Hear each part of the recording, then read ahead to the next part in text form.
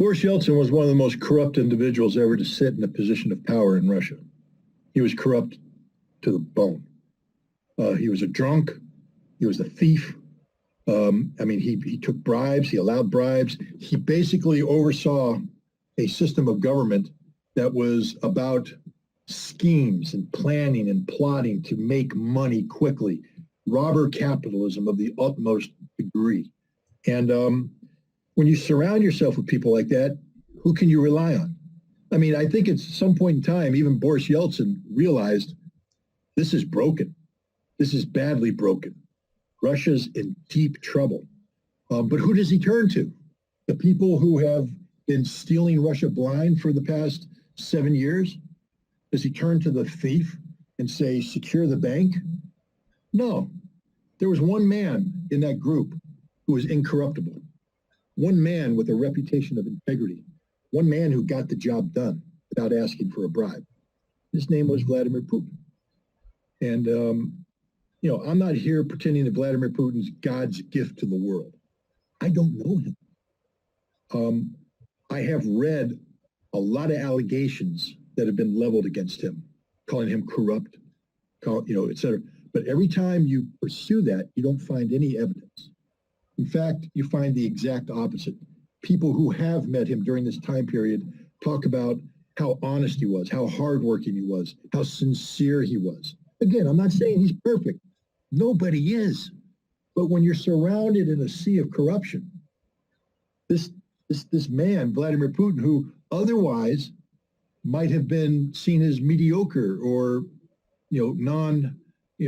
nothing remarkable about him. But when you're surrounded with corruption, suddenly he shines like a beacon. And Yeltsin turned to him, not only to save Yeltsin, because remember, Yeltsin knew that if he resigned the presidency, he would probably be arrested and charged with serious crimes because he was corrupt and his family was corrupt. So that he made a deal.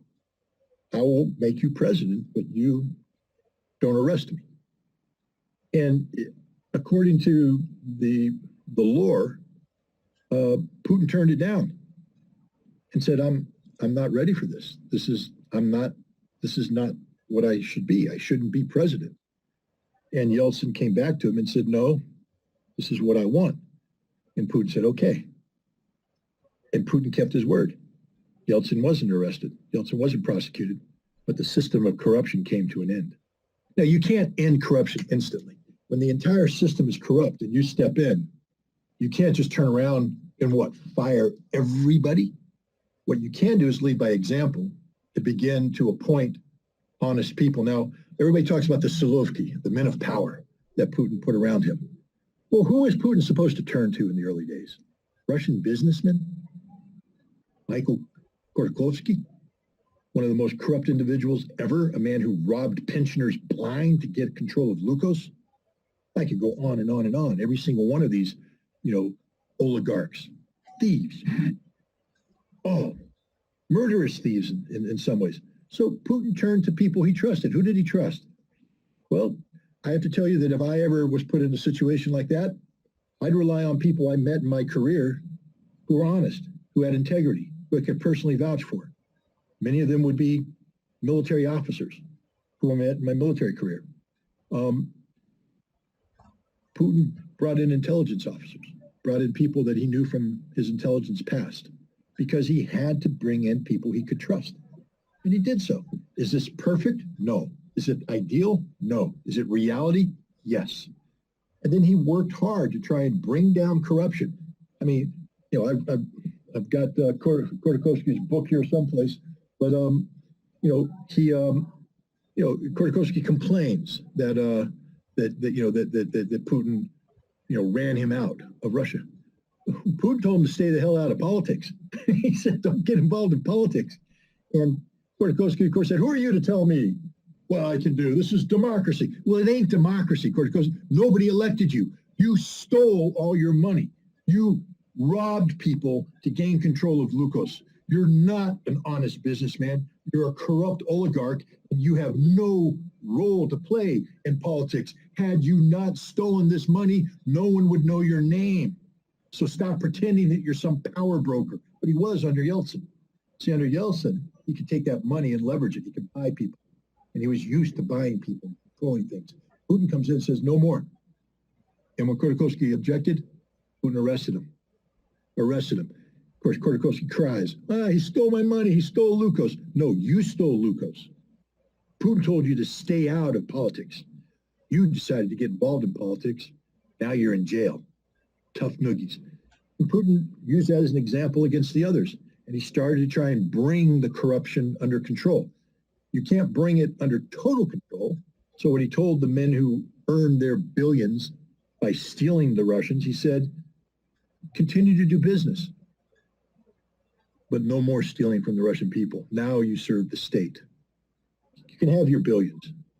You can have your villas, you can have your yachts, but now you serve the state. And he continued to operate that way, holding them to account. There's a famous video where he goes and he's meeting with representatives, and I forget there was one oligarch who hadn't signed a declaration. He called him up in front of everybody, threw a pen at him, said, sign the document. And the guy signed the document, and then he started to walk away. He said, give me back my pen. And he took his pen back. Putin doesn't play around. But that's what Putin was. He was selected out of nowhere. He was the accidental president. But in many ways, he was the best thing that could ever have happened to Russia. Because I think most analysts believe that had Yeltsin or a Yeltsin-like person continued to govern Russia for 2 or 3 more years, Russia would have collapsed and broken up into its constituent parts. The Far East would have separated and used the oil and gas from Sakhalin Island to make themselves rich and independent of this corrupt, festering swamp. It would have broken up into various feudal kingdoms built around various industrial enterprises. Chechnya would have become independent. The Caucasus would have broken up and become balkanized. Who knows what would have happened in the north. But Russia would have ceased to exist, which is exactly what the West wants. You see, if that happens, then Russia will be forever weak. And Putin saw through that. That's why his April 2005 speech to the Federal Assembly is so important. The one where he said the greatest calamity of the past century was the dissolution of the Soviet Union. Of course, he didn't say the greatest. He said one of the calamities, meaning there were several. But this was one. And the reason why it resonated is because overnight, millions, tens of millions of Russians became homeless. See, Putin cares about the Russian nation, the Russian people. And that's what makes him such a threat to the West, because he's taking Russia in the exact opposite direction that the West wanted Russia to go. And anyways, I think I answered your question. Might have gone off on a tangent. Yeah. We can call Putin the architect of today's Russia, what we know as Russia today? 100%. Russia today is Russia. I mean, first of all, it's like saying that I'm the architect of the Grand Canyon. God made the Grand Canyon. I'm not the architect of the Grand Canyon. But I can pave roads that bring people to the Grand Canyon. I can put in place laws to keep pollution out of the Grand Canyon. I can monitor the ecological health of the Grand Canyon by controlling the flow of water through it. There's things I can do to enhance the Grand Canyon. Russia was produced by God, or whatever, a higher power, or Big Bang, whatever you want to say. Putin didn't make Russia. Putin didn't make Russian history. He didn't make Russian culture. He didn't invent the Russian language. He damn sure didn't invent the Russian church, the Orthodox Church. He inherited all of this. But what he inherited was a mess, an absolute mess. What Putin did is take this wonder called Russia that had been allowed to become overgrown and fragile, and he cleaned it up. He cleaned it up in his vision. The way but remember, he was a leader, but Russia is governed by thousands of people, not just one man. So, Putin has to talk to people, listen to people, inspire people, direct people. But at the local level, then other people have to have a vision. Vladimir Putin doesn't sit in his presidency, I believe, and say, what color should I paint the park bench on the promenade in Vodkinsk along the Vodkinsk Prud? Should it be green or should it be blue? He doesn't. That's a decision made by local authorities who, but what Putin does is instill pride, instill a sense of belonging. Instead of people being embarrassed by being Russian, fleeing or drinking themselves to death, you saw the life expectancy of a Russian male drop to 57 years old. I'd have been dead for 4 years now if I were a Russian male, according to that. 57. You're young at 57, but they're dying. That was the average life expectancy, which means many people were dying before that, earlier than that. Why? Because people lost hope. People lost faith. They lost a reason to live. And Putin changed that. He inspired people. He gave them hope. He gave them faith. Some people don't buy into Putin's vision. And that's okay. One of the reasons why I believe I'm comfortable saying that Russia's a democracy is that Putin's comfortable in living in a country where fully 30% of the people don't support him. Actually, he's comfortable living in a country where 49% of the people don't support him. As long as he got that 51%, he can stay in power. But, he understands that there are people out there who have a different vision. And for the most part, he respects that. And he'll engage with them and work with them and respect their opinion and try and reach a compromise.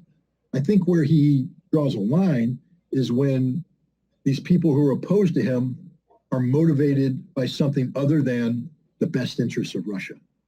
For instance, if you're an NGO and you're taking money from the British or Americans to destabilize Putin, in the name of democracy, but in reality using the concept of democracy to destabilize Putin for the purpose of getting rid of Putin, then I think any Russian leader would say, that's illegitimate. We oppose that. We will suppress that. There's a lot of that going on. It's still going on still. Someday I'd love to get Michael McFaul and inject him with some truth serum, find out what was really going on in the U.S. Embassy while he was ambassador, because I'm pretty sure it wasn't all kumbaya moments that he tries to portray. He oversaw one of the largest CIA clandestine political action operations in modern history. The effort to undermine and remove Vladimir Putin from office. Michael McFaul was the ambassador. The ambassador is responsible for everything that happens in his embassy, and the CIA was carrying out this operation together with MI6. So, that's why I think, people who criticize the development of Russian democracy are a little off base, because Russian democracy hasn't been really given a chance to grow and succeed. It's been undermined not by Vladimir Putin, but by Western powers who continue to try and bring Russia down to the level they're comfortable with. Russia, the way it's currently configured, ain't nobody in the West happy with this. They are unhappy because it's a strong Russia, and a strong Russia is inconvenient to the global hegemony ambitions of the United States. I think we can safely say that when Putin came into power in 1999, I don't believe he held extreme nationalist points of view. I think he was a proud Russian leader, but I think he maybe shared more of a Peter the Great's vision of a gateway to the West, working with the West, bringing in Western ideas and strengthening Russia by cooperating with the West, not in the Yeltsin corrupt manner, but in a new manner where the rule of law means something. Western companies will be brought in, but they'll behave. They won't seek to exploit. And if you start with that, and then you see where we finish with him giving an extremely nationalistic presentation, you have to ask yourself, how did that come about?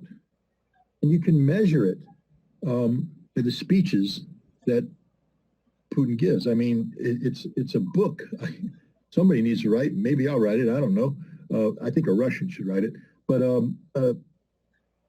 basically putting Putin's speeches in historical context, because he's given some speeches in his career that are just masterpieces of political rhetoric. And they are speeches of immense import for not just Russia, but for the world. I already mentioned the one address that he gave to the Federal Assembly in April of 2005. Already there, you see the frustration that Russia has been abandoned. I mean, because that's pretty much what he's saying, that Russians have been abandoned and they're left to their own devices, and the West isn't helping us. The West is exploiting us.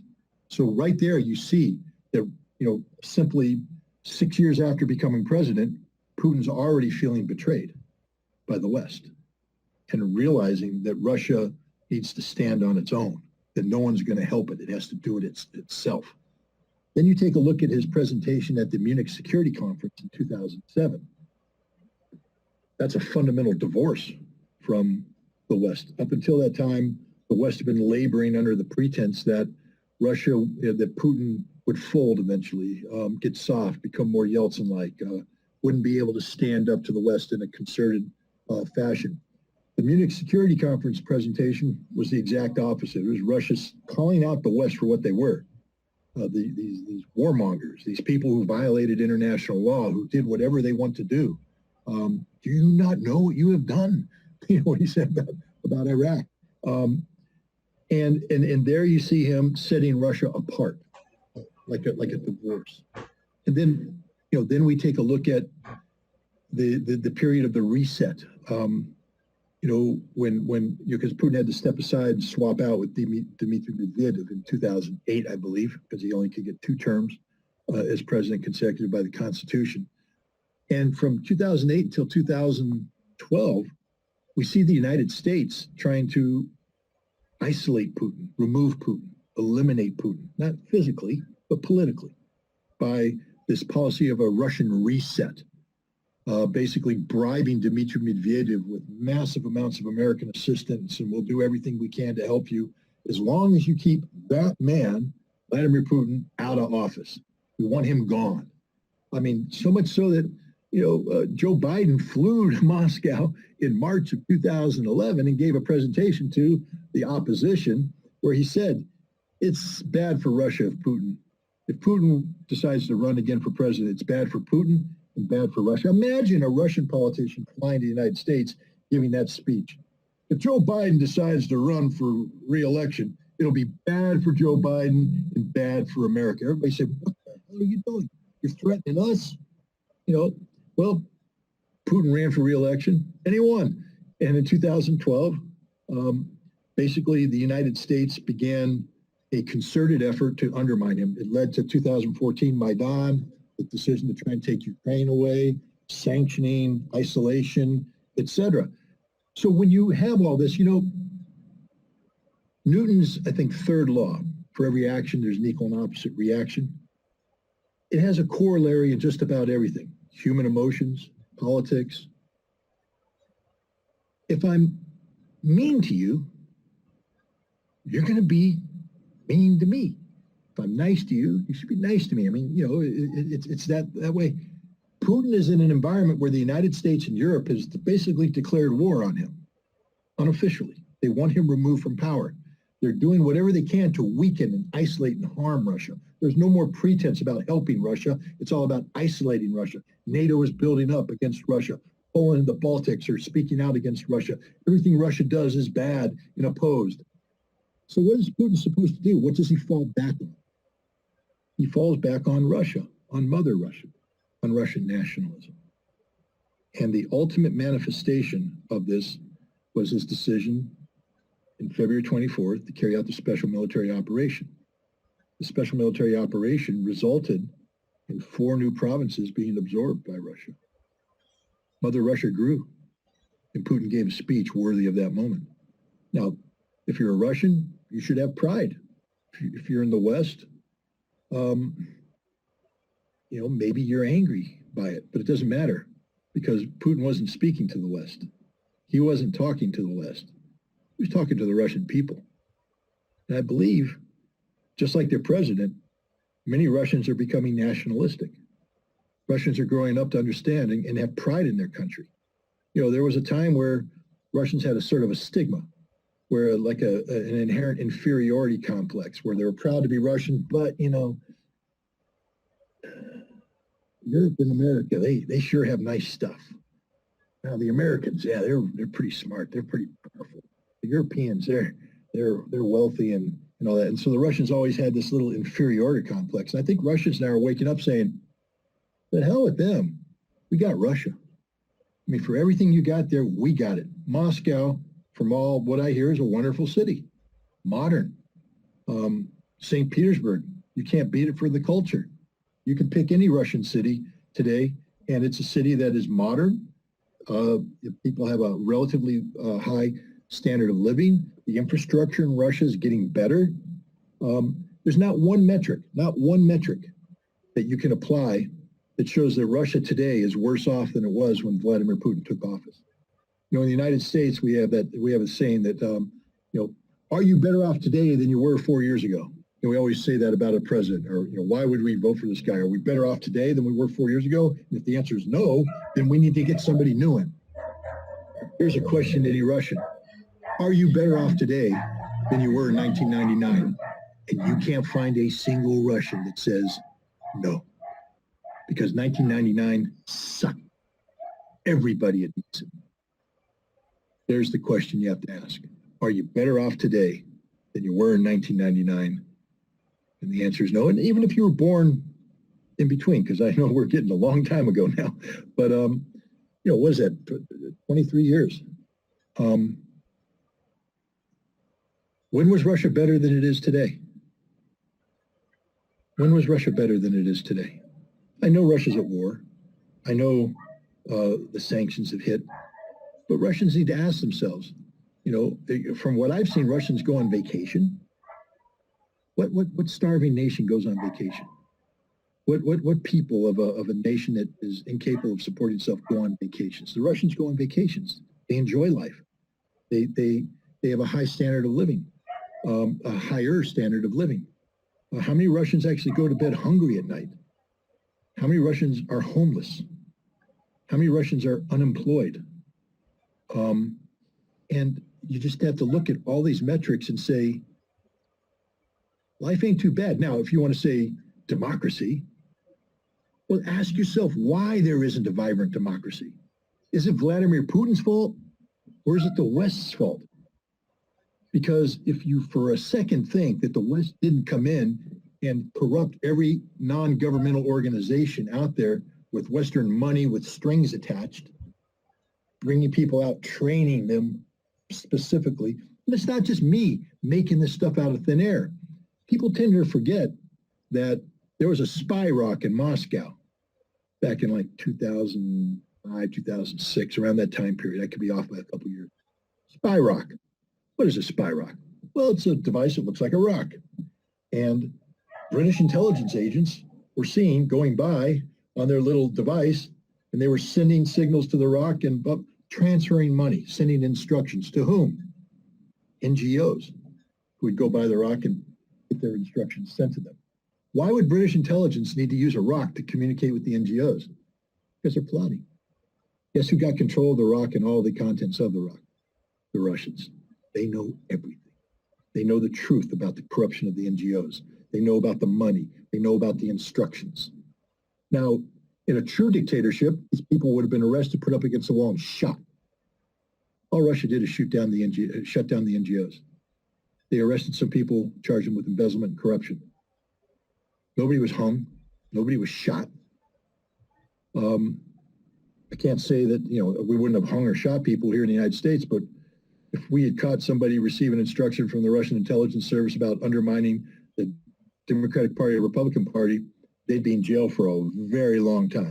So when Donald Trump said, why can't we be friends with Russia? What did the Democrats do? Invent a dossier, invent a hacking story, invent a Russia spying story. And that haunted Donald Trump for 4 years. Even to this day, when everybody knows the truth, we know who Christopher Steele was.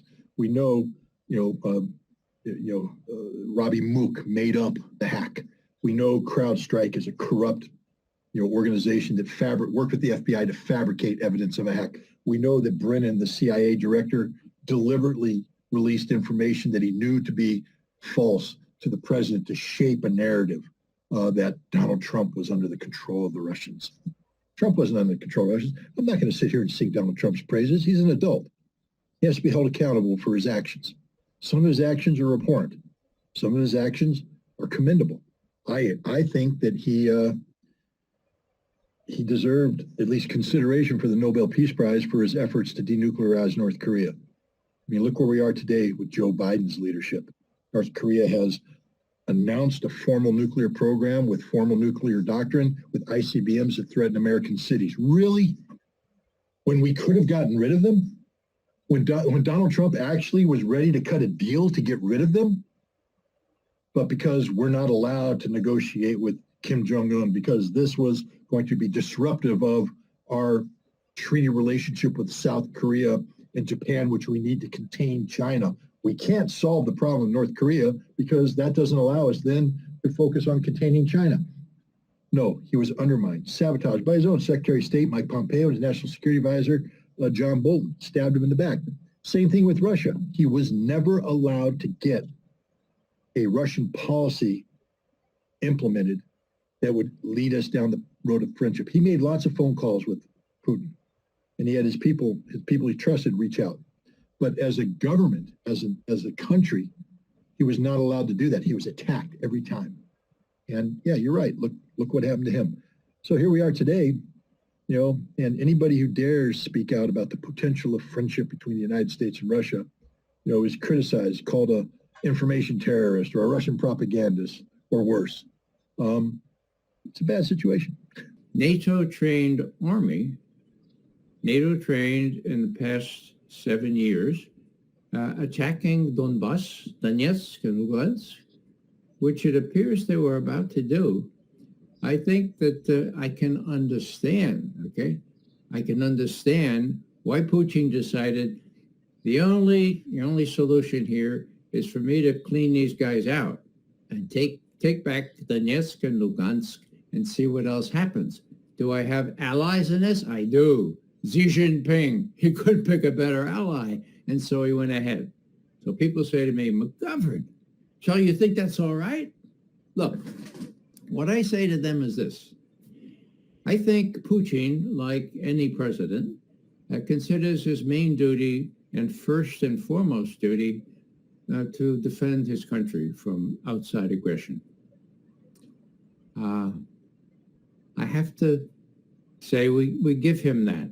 That is a major objective of his reckoning. So here's McGovern.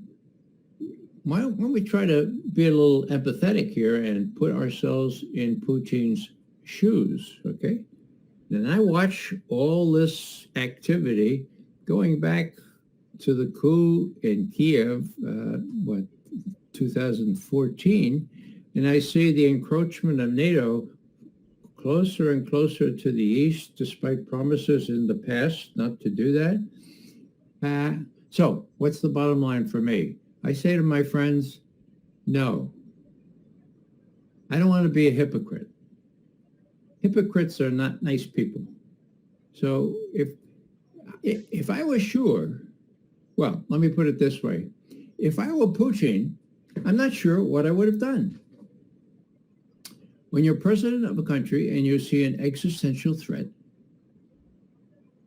and you have the power and the potential to react to that threat, that's what you do. That's what John Kennedy did on Cuba. Was the blockade legal? No. Was his assembly of an invasion force prepared to go into Cuba legal? Not so much. Was his threatening of nuclear war legal? Well, UN says you're not supposed to do that. But nobody said, Mr. Kennedy, what you're trying to do is unprovoked. It was provoked. And that's the way I look at Vladimir Putin. I think that when we have to be honest here and say that we provoked him into these measures. And you can talk about the morality, you can talk about how terrible it is that people are suffering. I feel really bad about that. I honestly do. But the corollary here is that if you want to stop this, if you want to have a ceasefire, and you have an imbalance of power in that area of the world where the Russians have most of the power, then you got to figure out why they did it. Okay? Why Putin? What motivated Putin to do this? And once you figure that out, then you can meet and negotiate, for God's sake. That's the way we used to do it. And that's precisely the way we did it on Cuba. And there are no high-level contacts worth mentioning now that things have gotten so bad between Russia and the United States.